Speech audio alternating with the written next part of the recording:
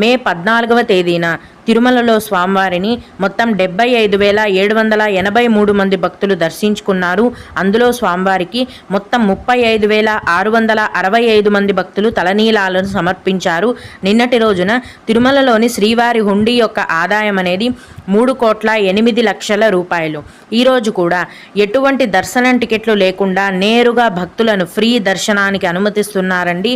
ప్రస్తుతం టికెట్స్ లేకుండా వెళ్ళే ఫ్రీ దర్శనానికి 12 గంటల సమయం అనేది పడుతోంది.